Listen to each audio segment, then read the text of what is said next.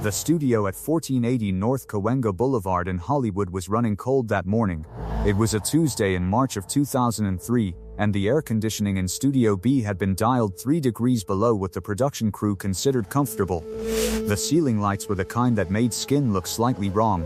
There were 41 people in that room: camera operators, audio technicians, 2 segment producers, a floor director, and a live studio audience seated in tiered rows that rose toward the back wall. The show had been on the air for 2 years. It was gaining momentum the way certain things do in Hollywood, not through a single break but through accumulation, episode by episode, until the weight of it became undeniable. Joe Rogan was 35 years old that morning. He stood 6 feet tall and weighed 210 pounds of competition-conditioned muscle. He held a 3rd-degree black belt in Taekwondo, had trained Brazilian Jiu-Jitsu under Eddie Bravo and Jean-Jacques Machado, and had been a United States Open Taekwondo champion before he turned 20. He was not a man who stumbled into conversations about martial arts. He had lived inside them. He had bled inside them. He spoke about them with the specific confidence of someone who had spent years on the mat at 4 in the morning when no cameras were present and no audience was watching. That morning the topic on the table was the legitimacy of Hollywood martial arts. And in the next 40 seconds of broadcast, Joe Rogan would say something on live microphone that would travel further than either man in that room could have predicted. What happened in the 60 seconds that followed would be talked about in dojos from Van Nuys to Brisbane for the next 2 decades. Nobody in that studio audience knew, when they settled into their seats that morning, that they were about to watch something that could not be edited out and could not be taken back. The segment had been scheduled as a light cultural piece. The production notes called it a 7-minute conversation about action cinema and the gap between what audiences saw on screen and what the performers actually knew. It was supposed to be genial. It was supposed to be the kind of television that filled time between harder stories without leaving a mark. Rogan had been brought on as a commentator. He was building a reputation at that period not just as a performer but as someone who would say the thing other people calculated the cost of saying first. That was the quality the producers wanted in the room. They had gotten it, though perhaps not in the direction they anticipated. The conversation moved through several names in the first 4 minutes. Bruce Lee was mentioned and both men at the table nodded in the way people nod at things beyond argument. Steven Seagal came up and the room shifted slightly, the way rooms shift when a name arrives carrying its own particular atmosphere.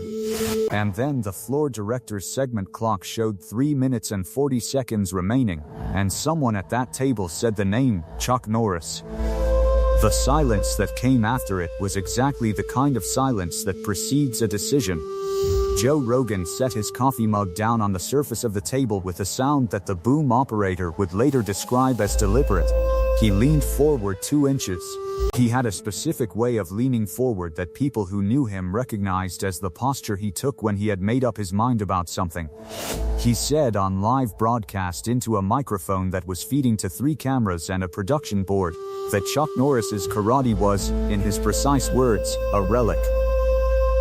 He said it had been impressive for its era. He said the era had ended. He said that what passed for karate technique in Norris's films was stagecraft built for audiences who did not know what real contact looked like, and that anyone who had spent serious time on a competition mat in the modern era would see the seams in it immediately. He said all of this in 41 seconds. He said it without raising his voice. He said it with the particular calm of a man who believed every word. There were 41 people in that room. 39 of them did not move. Chuck Norris heard the broadcast at 20 minutes past 11 that morning. He was in the back room of his Northridge gym working the heavy bag with the same 30-minute routine he had been using, with minor variations, since 1969. He heard it through a single speaker mounted on the wall above the water cooler. He finished the round. He unwrapped his left hand first, then his right. He set the wraps on the bench beside his water bottle. He did not say anything for 40 seconds. Then he picked up the phone. If you want to know what he said when he made that call, and what happened the morning he walked into Studio B to respond, make sure you are subscribed right now and drop a comment below telling us where in the world you are watching from. This story does not end in that gymnasium. Chuck Norris was born in Ryan, Oklahoma in 1940. He was 62 years old in March of 2003. His hair had gone the color of winter wheat 2 decades earlier. He stood 5 feet 10 inches, in street clothes, which is what he wore when he arrived at the studio on a Friday morning 11 days after the broadcast. He looked like a man who might be returning a rental car, or collecting someone from an appointment. He wore dark slacks, a plain gray shirt with the sleeves folded twice at the forearm, and flat-soled shoes that made no sound on the studio floor. He had not called the production company's publicist, he had not called a lawyer, he had not given an interview. He had called one person, and that person had made 2 phone calls, and 11 days after a 35-year-old with 3 black belts had questioned his karate on live television. Chuck Norris was standing in the corridor outside Studio B at 8:47 in the morning with a paper cup of coffee he had not opened. There were 6 people in the corridor when he arrived. A segment producer named David Carrillo, who had been at the network for 7 years, and had seen the kinds of things that happened in corridors outside studios, would later say that the specific quality of the moment was not what he expected. He had expected tension. What he noticed instead was the absence of it. He said it was like watching a man arrive who had already finished the conversation in his head and was simply waiting for the room to catch up. The floor director, whose name was Martin Osei and who had worked in live television production for 11 years across 4 different cities, looked up from his clipboard when Norris came through the corridor door. He said later that what he registered first was not the face, it was the way the man occupied the floor. He used the specific phrase. He said the man occupied the floor differently than people occupy floors. Osei had been around enough to know what that meant and where it came from, and he set his clipboard down on the equipment cart and did not pick it up for 4 minutes. Joe Rogan was informed at 8:52 that Chuck Norris was in the building. He was in makeup. He sat with that information for 30 seconds. The makeup artist, whose name was Sandra Reeves and who had been doing television makeup since 1994, said he did not change expression. He looked at his own reflection for a moment. Then he asked her to give him a minute. He came out of the makeup room at 8:58. The meeting did not happen on set. It happened in the largest of the 3 green rooms, which measured approximately 22 by 18 feet and contained a sectional sofa, 2 chairs, a catering table along the east wall, and a window with a view of the parking structure. David Carrillo was present. Martin Osei was present. A woman named Patricia Huang, who was the show's senior producer, was present and standing near the catering table with a bottle of water she had not opened. There were 2 cameras present by mutual agreement, recording without commentary. Norris was already seated when Rogan came through the door. He did not stand. He did not adjust his posture. He had a way of sitting that did not look like waiting. He looked at Rogan when the door opened and held the look without moving his face, the way a man looks at a road he has already decided to take. Rogan stopped 2 steps inside the door. He was aware of the cameras. He had spent his professional life being aware of cameras, and some part of his training made him register their angles automatically. But he did not look at them. He looked at the man on the sofa. A fight is not 2 people having a disagreement. A fight is a conversation about distance, and who controls it, and who decides when it closes and when it opens. The man who controls the distance controls the outcome before the first contact is made. Chuck Norris, seated on a sectional sofa in a television green room, controlled the distance in that room as completely as if he had drawn its geometry himself. Rogan pulled the chair 2 feet from the sofa and sat. He had the posture of a man who had committed to being in the room. Norris looked at him. He said, "Tell me what you know." Not as a challenge, not as an accusation.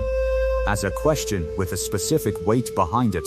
The kind of weight that comes from a man who has asked the same question in different rooms over several decades, and has learned that the answer is usually shorter than the person giving it believes. Rogan said he had spoken from his experience on the mat. He said the techniques he had seen translated to screen did not reflect what competition had become. He said this without retreat but also without the particular brightness his broadcast delivery carried. He said it as a man says something he believes but is now hearing himself say in a different room than the one he first said it in. Norris nodded twice, slow, the nod of a man taking inventory, not conceding a point. He stood up from the sofa. He did not announce that he was going to stand up. He simply stood, with the specific quality of motion that comes from someone whose relationship with their own body has been negotiated across 40 years of daily practice. He moved to the open area of the green room between the sofa and the catering table.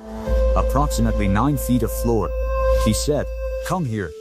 Patricia Huang later described what happened in the next 4 minutes and 20 seconds as the most expensive free lesson she had ever witnessed, and she had been in television for 16 years. Rogan stood. He moved to the open floor. He had the good sense and the genuine martial training to register what he was entering. His weight shifted to the balls of his feet. His hands came slightly forward.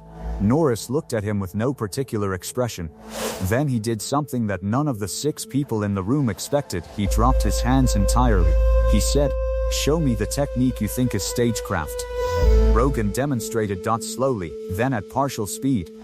A combination that appeared in one of the Walker films that had been rerun enough times to become a reference point in the conversation. A spinning back kick into a hook combination. He showed it correctly. His form was clean, his background showed. He knew what he was demonstrating. Norris watched without speaking for the full demonstration. Then he said one more time, "Full speed." Rogan executed it at full speed. The sound it made in the empty green room was the sound of a man who had spent real time in his craft. Norris did not applaud. He said, "Now watch what I see when I watch that." What followed was not a counter demonstration, it was something different. Norris moved into Rogan's demonstration space, moving not toward him but around him. And he began speaking at the same time he was moving, which is a specific kind of teaching that requires the listener to process information through 2 channels simultaneously. Second one, Norris indicated the pivot point of Rogan's spinning kick. He showed it from a position 40 degrees to the left of where Rogan had been standing. He said, "The commitment happens here. Before the foot leaves the ground." A trained fighter sees the commitment before the technique is visible. He was not touching Rogan. He was standing 30 inches away and pointing to the air where Rogan's foot had been. Second 2. He indicated the moment of maximum rotation. He said, "Here is where it is on film. The technique is shown at this point because this is where it looks like what it is. But this point is not the danger. The point before this is the danger." He moved his hand back 6 inches to indicate the earlier moment. On film it is reversed. They show you the result. A trained eye lives in the cause. Patricia Huang had set her water bottle on the catering table. She had not picked it up. Martin Osei, who was standing near the door, had his arms at his sides. The clipboard was still on the equipment cart in the corridor. David Carrillo was 3 feet from the window that looked out at the parking structure. He would later say that a delivery truck had been sitting in his field of vision the entire time, and that he did not register it until Norris stopped speaking. 4 minutes and 20 seconds during which a truck in a parking structure ceased to exist. Second 3. Norris indicated the hook that followed the kick in Rogan's combination. He said, "The hook is correct. The hook is what it is, but watch what it costs." He showed, without making contact, the body position required to execute the hook after the spin, the exposure it created. The specific area of the left side that opened, he showed it as a geometry, not as an attack. He traced it with one finger in the air between them. Then he stepped back. He let 2 seconds of silence take the room. He said, "The technique is real. The technique on screen is exactly the technique. What the camera cannot show is what a trained man sees looking at it. What I see is not the technique. I see the space around the technique." He extended his right hand. Rogan looked at the hand. He was quiet for a moment, which is a different thing from being silent. He was processing something. You could see it happening in the stillness of his face. He took the hand. There was no shaking of it. It was held for approximately 3 seconds, the specific duration of a handshake that is carrying more than a handshake carries. Norris said quietly enough that the cameras caught it but barely, "You're asking the right questions. Keep asking them." That was the private sentence. 4 words of instruction and 2 words of permission, delivered in a green room to a man who had questioned him on live television and had the character to come to the room and hear the answer. The fork in the road arrived in the corridor after, when a network journalist who had been alerted to the meeting caught Rogan leaving Studio B and asked for his response. Rogan stopped. He had the look of a man who had been somewhere and come back different by a degree that was difficult to measure but possible to see. He said, "I was working from my experience. His experience is longer than mine by about 40 years. I said what I believed. I still believe in the questions. Some of my conclusions were incomplete." He paused. "That's the only honest answer I have." It was not a retraction. It was not a defense. It was a man standing at the fork and choosing the road that cost something. The story moved the way certain stories move, not through formal announcement, but through the specific network of people who were there or adjacent to there. Patricia Huang told a colleague at a different network over dinner 6 weeks later. Martin Ose mentioned it in a podcast interview in 2007 when asked about the strangest thing he had seen in a green room. David Carrillo wrote 3 paragraphs about it in a production memoir he published in 2011 that did not get wide distribution but circulated in the specific corners where production people read about production. The version that circulated in martial arts communities arrived differently. A Taekwondo instructor in Chatsworth named George Ferreira had a student who had been a production assistant at the network during that period, not in the room, but in the building, close enough to the corridor to hear the end of it. Ferreira heard it in pieces and assembled the pieces the way oral history always assembles itself, with some compression and some expansion, until the version that arrived at his Thursday evening adult class had the shape of the thing even if some of the details had shifted in transit. By 2009, the story existed in 3 distinct versions in the communities where it was told. One version had the confrontation happening on set, in front of an audience. One version had Norris arriving unannounced in makeup. One version, closest to what the cameras recorded, had it happening in the green room, with 6 witnesses, and 2 cameras and a bottle of water that was never opened. The details that survived all 3 versions, unchanged, were the same details that are always unchanged in stories that are true: the way the man moved across the floor, the question asked without aggression, and the 4 words spoken quietly enough that only one person was meant to hear them. Joe Rogan would go on to build one of the most significant media platforms in the history of the medium. He would interview martial artists, combat sport champions, military figures, and philosophers. He would discuss the nature of skill and the difference between knowledge and competence in hundreds of hours of recorded conversation. He never stopped asking the questions. He asked them with more precision over time, with the particular refinement that comes from adding experience to curiosity rather than letting one replace the other. He spoke about Chuck Norris twice in the years that followed, once in 2010 and once in 2017, in both cases with the specific quality of reference a man uses for someone whose lesson he has incorporated, rather than forgotten. Chuck Norris taught his last formal seminar in 2019 in Dallas, Texas, in front of a room of 214 students ranging in age from 16 to 61. He was 79 years old. He taught the same material he had been teaching for 5 decades, with the same attention to the geometry of the space around the technique, the same patience with the student who was working from a narrow frame of experience, and the same absence of any need to announce what he had already demonstrated. A person who attended that seminar, and had also been present in the building on that Friday morning in March of 2003, said that the 2 things were continuous. That the man who stood in the green room and said, "Show me what you know," and the man who stood in front of 214 students and traced the space around a technique with one finger in the air, were the same man doing the same thing, which was teaching. The confrontation was not a deviation from his character. It was his character, applied to a different kind of room. There is something that the decades of competition, and the years of film, and the long accumulation of reputation can obscure if a man is not careful. It is the original thing. The thing that existed before the titles and the records and the roles and the legend that grew around them and eventually became larger than the man it was built to describe. Chuck Norris has been careful, in the specific and quiet way that certain men are careful about the things that matter most to them, to keep the original thing visible, the willingness to walk into the room.